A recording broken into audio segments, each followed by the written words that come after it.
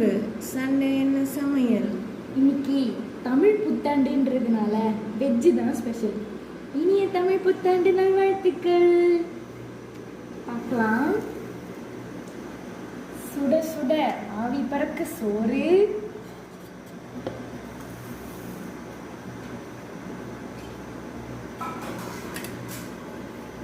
மணக்க மணக்க கருவேப்பிலை கொத்தமல்லி போடாத ரசம்,